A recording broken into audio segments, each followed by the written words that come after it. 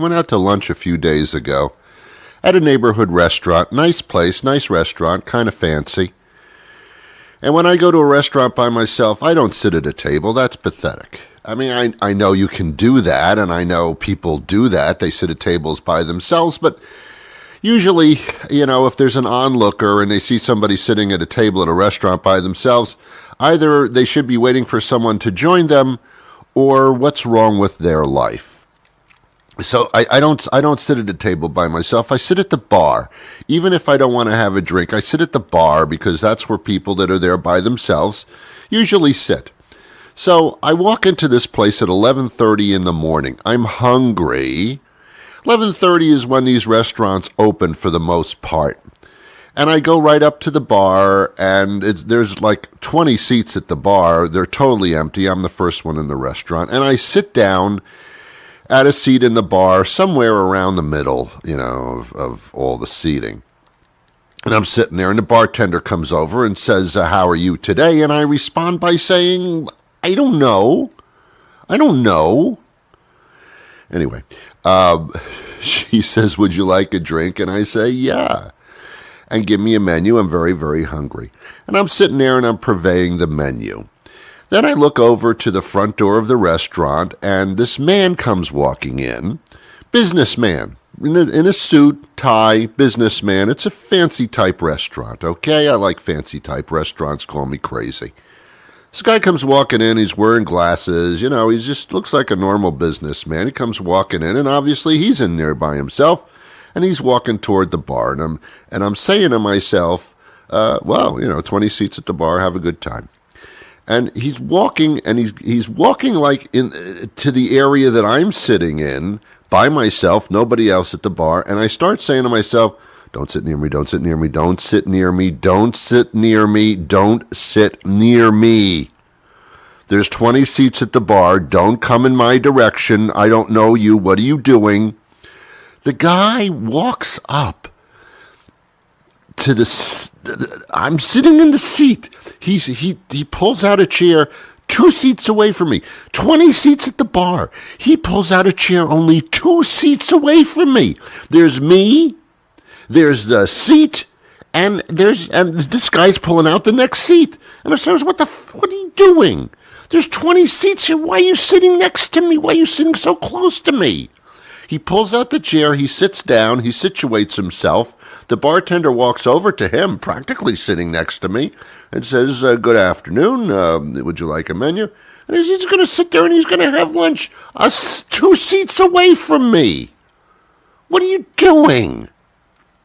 That's when I realized either there's something wrong with him or there's something wrong with me. And I'm starting to lean toward the me part. What is it about people?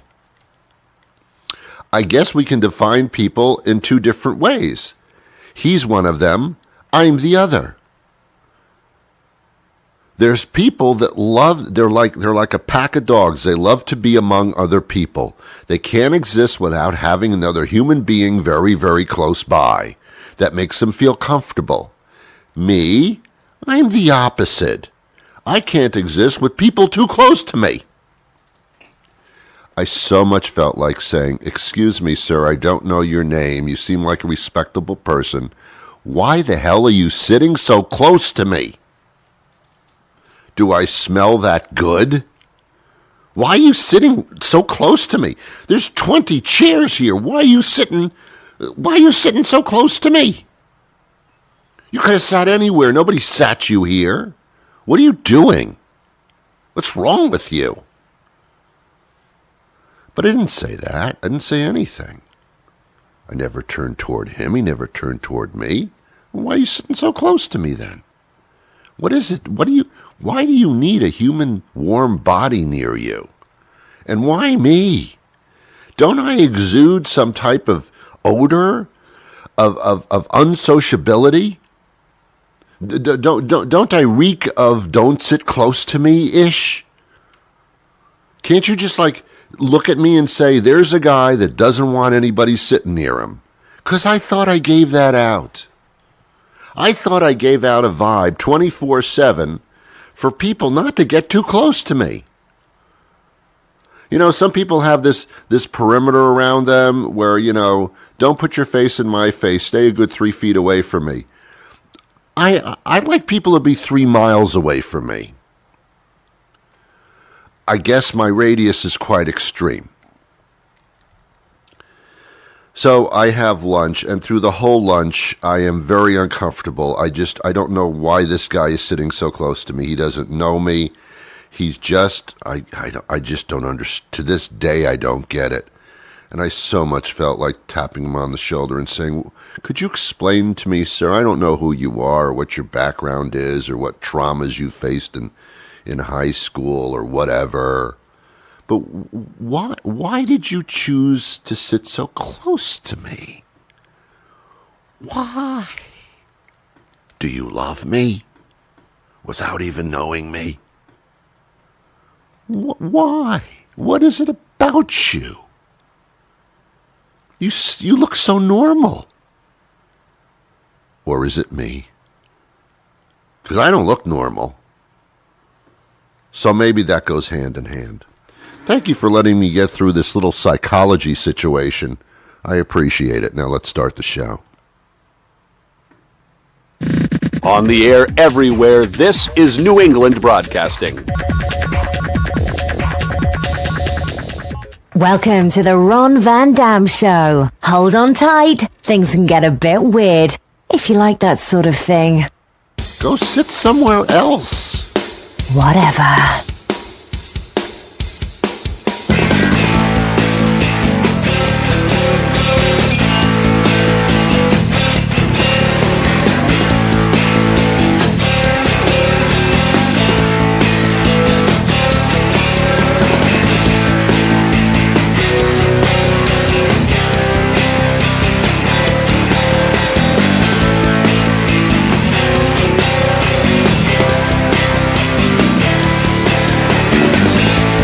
Good morning.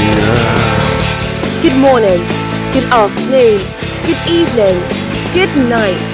It's the Ron Van Dam Show. Very good.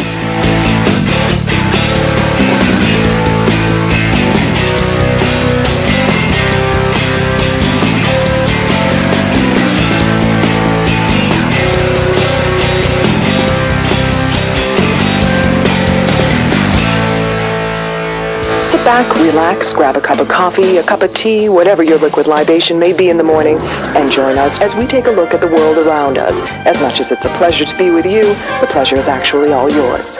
And now, here's your host, Ron Van Dam. Thank you very much, Julie. Welcome to the program. How are you today? Hope you're having a wonderful time so far.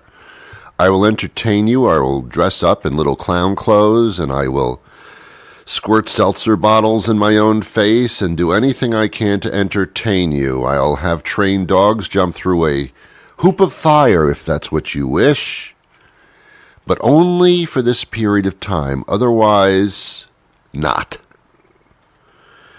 You certainly pay enough money to listen to this. I'm sorry, I couldn't hold that in. I'm going to start charging for this someday. You're going to start paying heavy. You owe me. Anyway, welcome back to the show. Well, no, welcome back. I just started the show and then began talking even more.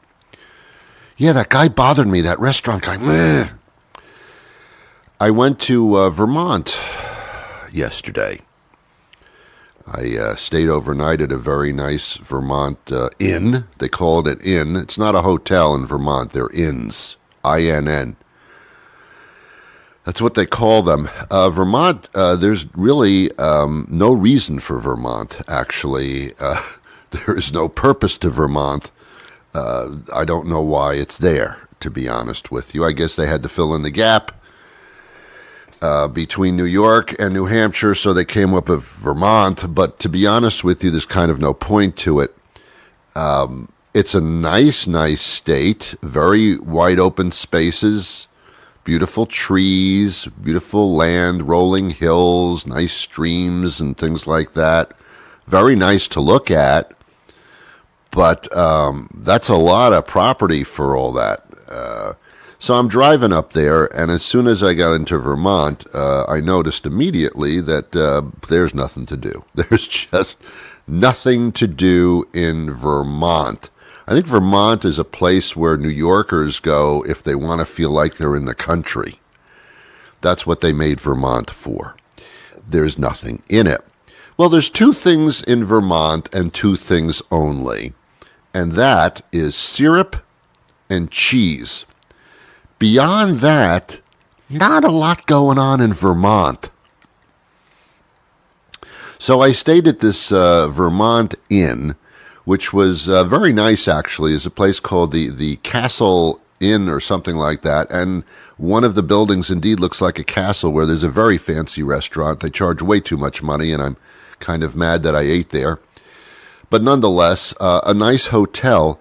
And you look out the window, and there's some mountains and some beautiful fall foliage. And then you look away from the window, and you say to yourself, okay, now what? In the lobby of this inn, they have pamphlets to area attractions. Every area attraction either has cheese or syrup. There's really nothing else. There are country stores and a lot of places that sell pumpkins, and a lot of places to get syrup and cheese. Beyond that, to be honest with you, I didn't see one supermarket in the whole damn state. I did see a lot of country stores and people pulling up to these country stores just like in Hooterville. Do you remember Petticoat Junction and Green Acres, where there was a general store, and the people that lived in this Hooterville town would go to the general store, and Sam Drucker was the guy that ran the store, and you would go up there and you say, I need some soap, and I need a loofah, and I need some glue, and he would say, all right, there it is, Zeke, that'll be $5, and that's about it. And then you go home and you stare at the walls more. I don't understand the Vermont thing. Nothing's near it. Nothing should be near it. Nothing is near it. I don't know what you do all day. Speaking of lunch, which I like to have every once in a while in a restaurant, there are no restaurants in Vermont that are open at noon unless it's a Subway. Everything is only open at night for like 90 minutes. I don't know. I would go crazy in Vermont. I would start running naked down the middle of the street, yelling, I'm crazy. There's nothing to do and it's driving me crazy. Very strange. So guess what I bought when I went to Vermont? Yeah, syrup. I don't even use syrup. I don't eat French toast or pancakes or waffles. They're like carb bread city. I don't use syrup. Is just like liquid sugar. It's liquid sugar. But I bought a little container of it because there was nothing else to do. I also bought a wedge of cheese, Vermont sharp cheddar. What makes Vermont sharp cheddar different than Wisconsin sharp cheddar? It has the word Vermont in it. So, I bought a wedge of cheese. I'm going to eat the wedge of cheese and not go to the bathroom for probably a week, because cheese binds you up. That's it. It took me 3 hours to get up there from the Boston area, 3 hours to get home, and the only thing I have to show for it is a credit card where I spent way too much money for no reason, and a wedge of cheese, and a small container of syrup. I guess the memories will live on. So for about a week or two, people will say, Ron, what'd you do recently? What'd you do last week? I went to Vermont. Wow, what'd you do in Vermont? I bought a wedge of cheese and a little container of syrup. 6 hours. And I stayed in an inn where the only product in the inn was pamphlets. There was a breakfast place about a mile from the inn, and it was called Mom's Apple Pie. That was the name of the place. One might surmise what their star food product was at this breakfast place. It was apple pie. They also have omelets, syrup, and cheese. So I went to this place for breakfast, and all they had was syrup, cheese, and apple pie, and it was kind of like also a bakery, so they would have, a muffin or something, and it was very crowded. There were a lot of people there, sitting there eating apple pie with syrup on it, with a little wedge of cheese, and I thought, your lives are so limited. Do you ever eat anything else but this crap? Is this what you do? Before I went to Vermont, I said to myself, wouldn't it be nice to move to Vermont, where I could I looked online. I goggled something, Google, goggle, whatever the fuck it is, and you can get like for like $400,000, you can get a very nice house sitting on about 20 acres of land. Do you even know what 20 acres of land looks like? It's massive. You can live like some 20 acres of land in a nice house in Vermont. I figured, well, why don't I go there? And I quickly realized I can't live there because I can't eat that much cheese. It's impossible. So I'm driving down the road with my girl, and she says, "Oh my God, look! There's a covered bridge, and on the other side of the covered bridge, there's like this big open meadow and beautiful trees, and the leaves are turning. Please go over the covered bridge. We can take a picture, and I'll get my camera right here, and we'll take a beautiful picture." So we go over the covered bridge, and on the other side of the bridge is a giant sign that says private property, no trespassing. And we're looking, my God, this is like 40 acres of land, and somebody owns it, and now we're trespassing on their beautiful pasture. It's amazing to me. Then I thought, all right, if I had a house on 20 acres of land, what the hell am I going to do all day? Just sit in my house, look out the window and say, I own 20 acres. Now what do I do? And then I started thinking, there's no supermarkets. There's no Lowe's Home Improvement. There's no movie theaters. There's nothing here. There's nothing. What if I'm sick and I have to go to the doctor or to a hospital? Where's the nearest hospital? 7 hours away? How could anybody live here?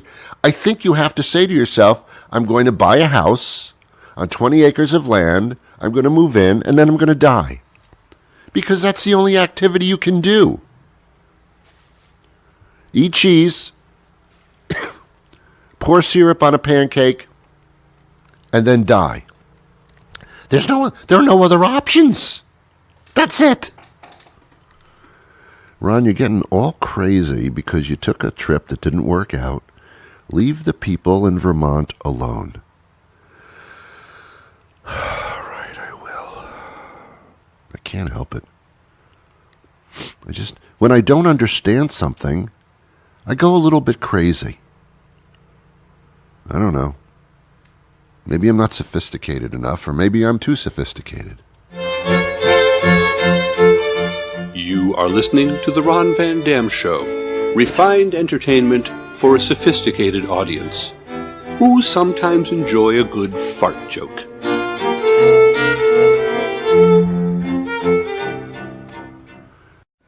Hi, I'm Steve Miller. I've been a trial lawyer in Florida and Massachusetts since 1985.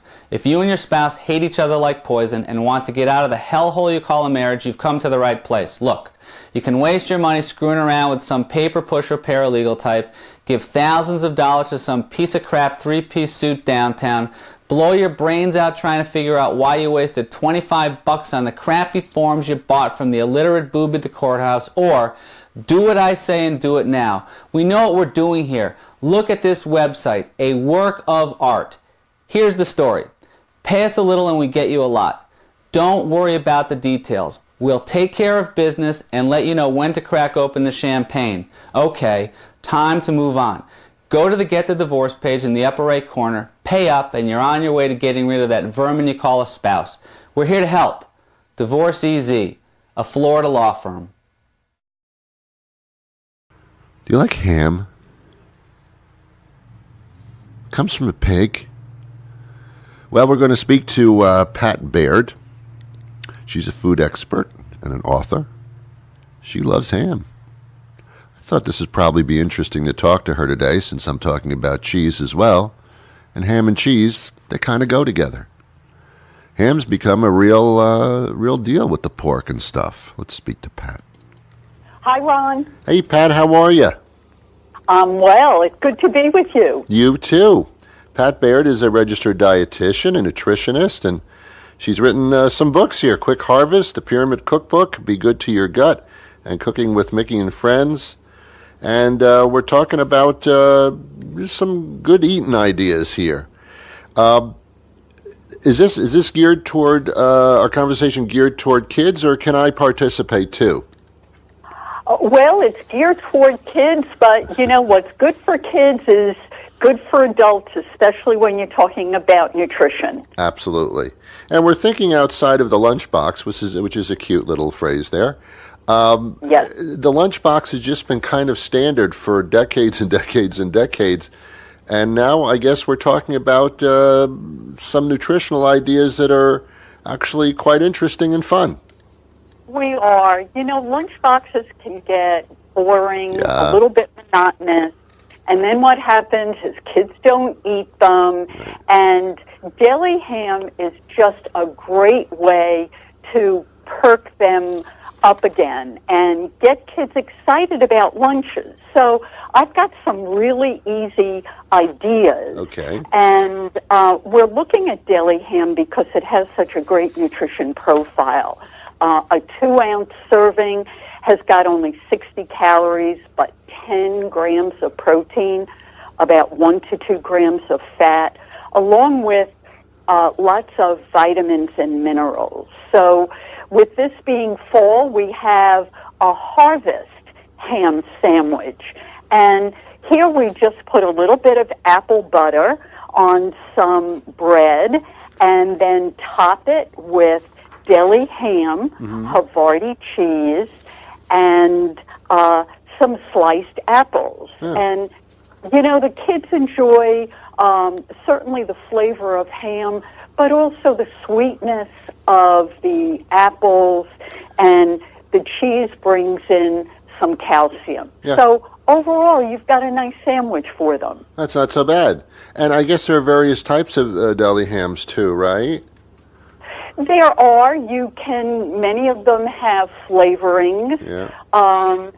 But, you know, they're so widely available and so easy. You can step up to the deli counter and have them sliced to order, or you can just go to the meat case, and then you come home and you can make a luau ham sandwich. Yeah. And this is made on Hawaiian bread with a little bit of barbecue sauce. I like that. Ham, Yeah. and a slice of pineapple. Very sweet. Actually, Ron, see, it's also, yeah, go no, ahead. I was going to say that you know, there you can get ham that don't have like tons of nitrates or salt and stuff. There's all types of varieties of hams that are actually quite nutritional.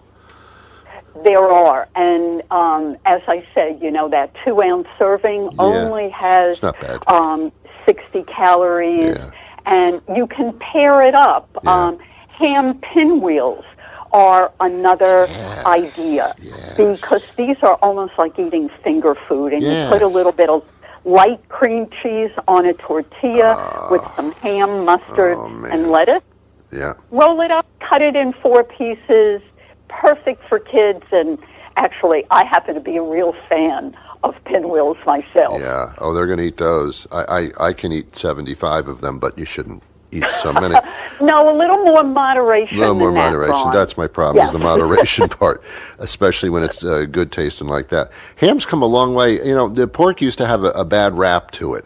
And now it's like totally turned around. Now it's nutritional, the protein, all that, and it's really it's got a whole new deal going for it. Pork is a very wholesome food. Yeah. You know, farmers are really dedicated to what they do, and they keep their farms in tip-top condition, and just the way the pigs are raised and processed, and we now really can enjoy ham cooked or from the deli department in a sandwich, and pair it up to really have some exciting flavors that are going to excite kids. You know, it's interesting, just talking about pork in general. I used to have like veal parmesan all the time. I like Italian food. And and that kind of thing. And then I was like, I got bored with it. And then someone turned me on to a thin sliced pork parmesan, and it was so tender. And now that's my thing. And I can't find it anywhere in a restaurant, so I make it at home. But I mean, that's incredible. That's wonderful. Okay, well, you know what? You and I are going to have to start a campaign to, every time we go to an Italian restaurant, I've had that pork parmesan using cutlets. Yeah. Okay, we're going to have to start asking for them. And we're going to keep making these great sandwiches for kids. One other one I'd like to tell you about is the ham jam sandwich. Oh. And this is a new take because it uses some raspberry jam or sugar-free raspberry jam with deli ham and a slice of cheese. You know, this is kind of familiar to kids, but it's just got a new twist on it. Nice. So it's like a ham and cheese gourmet style. Yes, it is. And for kids, when you put jam on something, that is definitely gourmet. Yeah, that's for sure. You know what else, Pat, is that when you get outside of the box, so to speak, kids start experimenting with different tastes, and a lot of them will grow up to be cooking themselves, obviously, male and female, and then they'll experiment with little tastes themselves. They'll have appreciation of food and all that. And I think that it's both a creative aspect of life, and it's also it's you know, I fun. completely agree with you, and I think that that's a really good point, is that when you start to introduce just gradually these little flavor changes in foods that are familiar with them, they're going to be more open to experimenting. Yes. And, you know, Ron, the other thing that happens is that, like with these sandwiches that just look so attractive, the pinwheels or the ham jam, I think it also encourages them to cook because all of these ham sandwiches are so easy to make that kids are going to want to participate in this. Yeah. And that's a good thing. Encourage their palate with new flavors, and then encourage them for food preparation. I can imagine being in school and opening up my lunchbox, and the kid next to me has a bologna sandwich on white bread, and I've got myself one of these pinwheels going on with the jam and the ham, and the other kid's going to say, "Hey, where'd you buy that?" My mom made it. I mean, that's right. Or I made it. I made it. There you go. All right, yes. There you go. Even better. Yes. Okay. Reader books, they're fun. Pat, how can we, first of all, follow you? You can follow me on Twitter at Baird RD, and you can find all of these yummy sandwiches at pork.org, and then just look for deli ham. Perfect. Thank you so much for your time today. I'm going to eat some food right now. Good. Make it a ham pinwheel, I shall Ron. do so. Thank you. Thank you, Pat. Have a good day. Okay. Yep. Bye-bye. Do you know anybody else that can spend an entire half hour talking about ham, cheese, and syrup? No, you don't. No, you don't. You don't. And if you ever see me sitting alone in a restaurant, don't sit next to me. Just please don't. If you can at all avoid it. Otherwise, I'm a perfectly wonderful person. Have yourselves a wonderful, wonderful day. And in the interim, until we meet again the next weekday that rolls around, I wish you peace. Go have some ham and cheese or something, will you? Tasty, tasty stuff. It's tasty. It's good stuff.